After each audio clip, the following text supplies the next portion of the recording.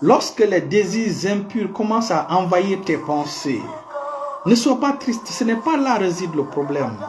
Le problème serait ton manque de réaction face à cette attaque satanique, face à cette attaque impudique. C'est là réside le problème. Bonsoir.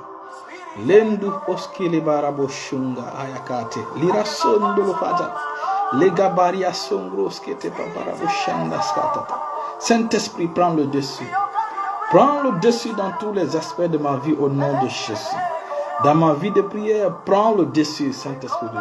Je n'ai pas de force. C'est toi ma force. Esprit Saint, prends le contrôle de mon enseignement. Prends le contrôle de ma prédication. Prends le contrôle de mon ministère. Prends le dessus sur tous les aspects de ma vie. C'est toi qui as ressuscité le Christ d'entre les morts. C'est toi qui as roulé la pierre et tu t'es assis dessus. C'est toi le porteur de la puissance de Dieu. Esprit Saint de Dieu, prends le dessus dans tout ce que je fais. Car toi, c'est le revient la gloire au nom de Jésus. Dans le nom puissant de Jésus, j'ai prié.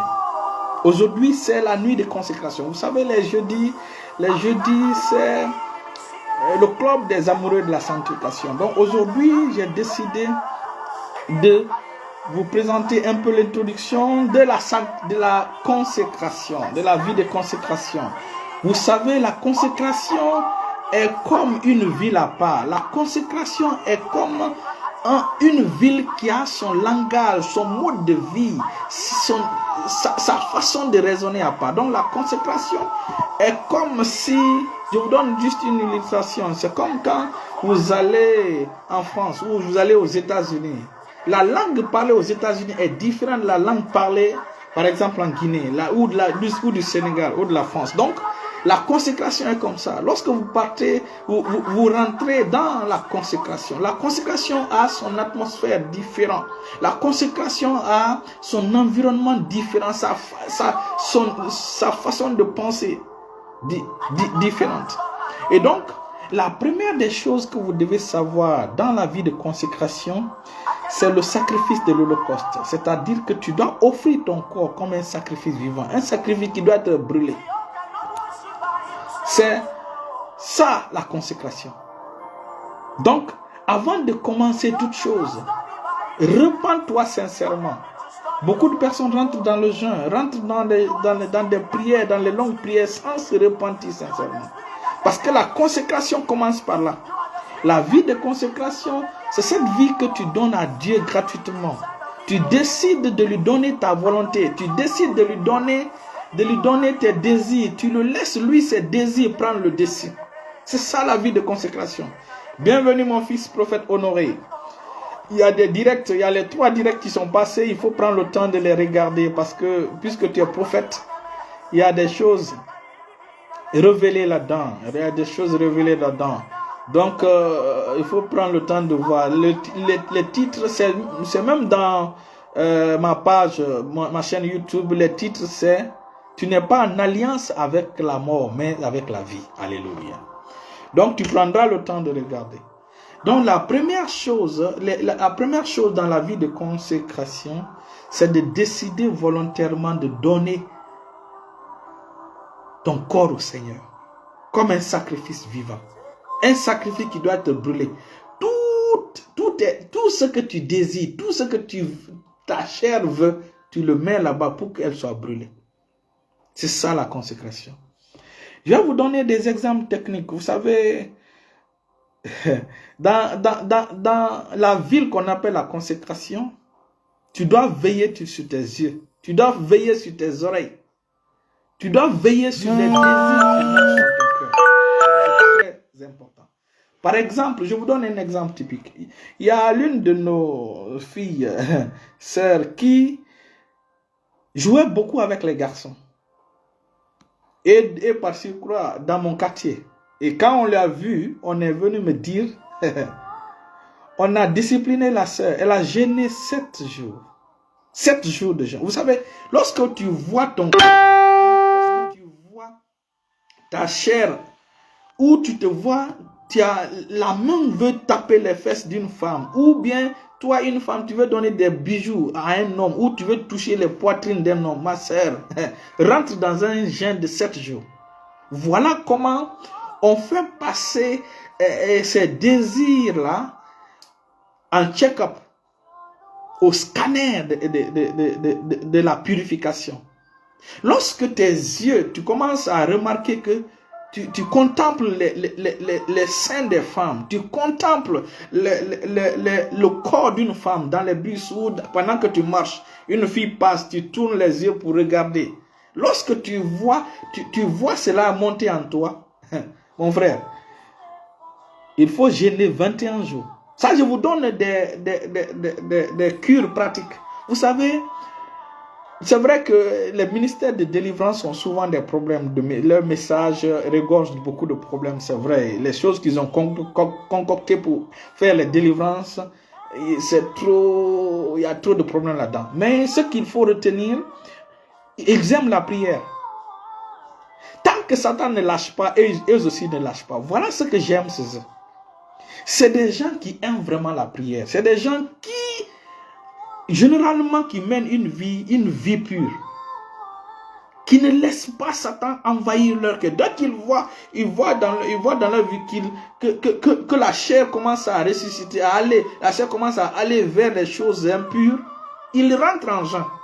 Mais toi qui es dans le ministère de la foi, le ministère de de la puissance du prophétique, c'est toi qui touches les seins des femmes. C'est toi qui tapes les femmes sur les fesses. C'est toi qui facilement fait la collade avec les garçons, avec les femmes. Mon frère, il faut gêner. Donc, lorsque tu vois tes yeux indisciplinés, entre en jeûne pendant 21 jours. Tes yeux vont se discipliner. Lorsque tu remarques que tu parles beaucoup, allons-y lire au cas des yeux. Job dit quoi? Le livre de Job, Job chapitre 31, le verset 1. Vous savez, l'œil est la fenêtre. L'œil est la fenêtre de l'âme. L'œil est la fenêtre de l'esprit. L'œil, beaucoup de choses entrent dans votre vie à travers les yeux. Donc, vous devez veiller sur vos yeux.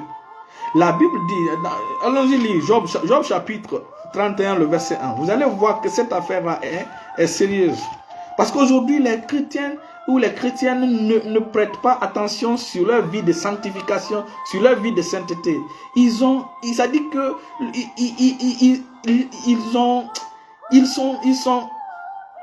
elles ne prennent pas le temps de mettre des murs de protection sur elles. Là, c'est une vie décomplexée. Une vie décomplexée. Elle se comporte de façon décomplexée. Elle s'habille n'importe comment. Elle le parle n'importe comment. Vous allez voir tout à l'heure. Combien de jours, lorsque tu parles beaucoup, combien de jours il faut gêner pour discipliner ta bouche? Lisons Job chapitre 31, le verset 1. Pour les yeux, c'est 21 jours. J'avais fait, Job dit, je lis dans le nom, Job dit, j'avais fait un pacte avec mes yeux et je n'aurais pas arrêté mes regards sur une vierge. Il dit, et je n'aurais pas arrêté mes regards sur une vierge. Donc Job a fait cette alliance spéciale avec ses yeux à l'Éternel. Ça c'est une vie de conséquence. Il a consacré ses yeux. Il dit que j'avais fait un pacte avec mes yeux. Je n'aurais pas à regarder, à arrêter mes regards sur une vierge. Voilà un homme vraiment consacré, un homme qui veut faire ce que Dieu veut. Vous allez entendre les gens dire, ah Seigneur, me voici, utilise-moi, fais de moi ce que tu veux. Oui, tu dis au Seigneur de faire de toi ce qu'il veut, mais tu refuses de lui céder ton corps pour qu'il puisse faire de ton corps ce qu'il veut. Parler, c'est facile, mais c'est mettre en pratique. Quand tu parles, il faut mettre en pratique. Tu dis Seigneur, je te livre, je te donne, fais de moi ce que tu veux. Fais de moi ce que tu veux, tu ne veux pas te discipliner. C'est toi qui manques de respect au leader de l'église. C'est toi qui ne veux pas te soumettre à ton responsable hiérarchique. Par exemple, dans la chorale ou dans un groupe, tu veux pas, ou dans un groupe d'évangélisation, tu ne veux pas te soumettre au responsable, même s'il est petit. Voilà où commence la consécration. Tant que tu n'es pas consacré, tout ce que tu fais, c'est zéro. Tout ce que tu fais, c'est zéro. Tu fais pour toi. Parce que Le Seigneur recherche des vases d'honneur. Pour que tu sois vase d'honneur, tu dois donner ce corps au Seigneur. Pour que le Seigneur purifie. Le Seigneur purifie pour pouvoir l'utiliser pour des choses d'honneur, pour des cérémonies d'honneur, pour des activités d'honneur, pour pouvoir utiliser pour son honneur. Donc, Job, lui, il décide cela. Il dit qu'il a fait un pacte avec ses yeux. Donc, lorsque tu vois que tes yeux se promènent n'importe comment, entre en jeûne de 21 jours, ça va discipliner tes yeux. Lorsque vous voyez quelqu'un pleurer, parler beaucoup, dites-lui de jeûner. Quand ta bouche parle beaucoup, ta bouche se mêle de tout et de rien. Entre en jeûne de 14 jours. Pour discipliner ta bouche, tu dois rentrer en jeûne pour 14 jours. Vous savez, comme j'ai dit, la consécration a son langage particulier. Ça, c'est un langage particulier lié à la consécration. La consécration, c'est différent par exemple, d'une vie.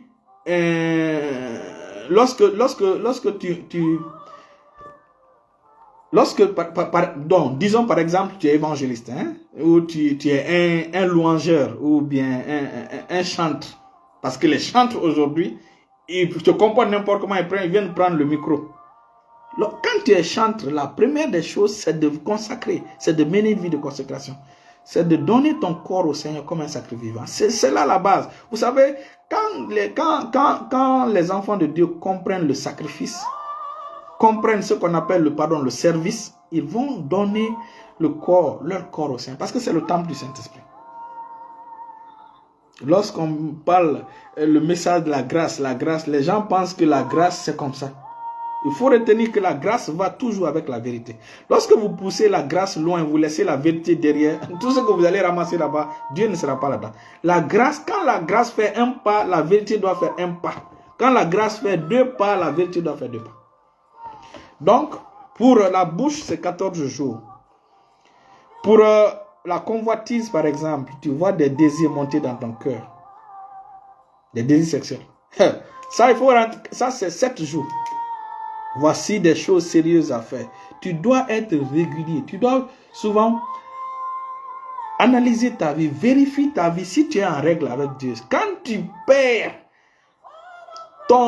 ta vertu de sincérité, tu te comportes n'importe comment, c'est pas bon.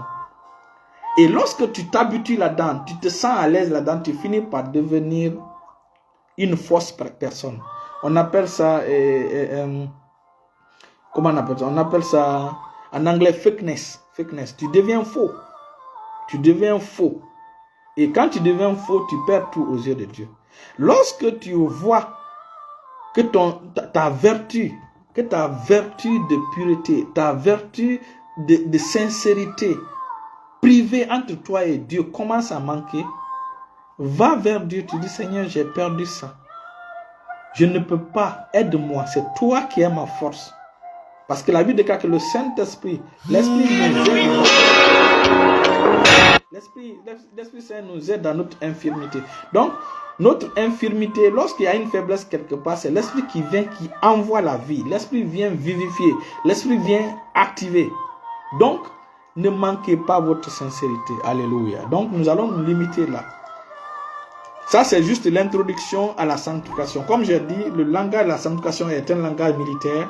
La consécration, c'est un langage militaire. C'est un langage sérieux. Parce que seuls ceux qui sont consacrés peuvent être utilisés comme des vases d'honneur par Dieu. Quand tu n'es pas consacré, oublie le service. Tout ce que tu feras sans la consécration, c'est zéro. Parce que l'œuvre de chacun passera par le feu. La Bible déclare que Jésus, ses yeux, quand l'apôtre Jean l'a vu, ses yeux étaient comme des flammes de feu. Les flammes sortaient de ses yeux. Ce sont ces flammes-là qui viendront évaluer tes œuvres pour voir si tes œuvres peuvent résister au feu. C'est ça. Donc, tout ce que vous devez faire, ne soyez pas pressés à servir le Seigneur.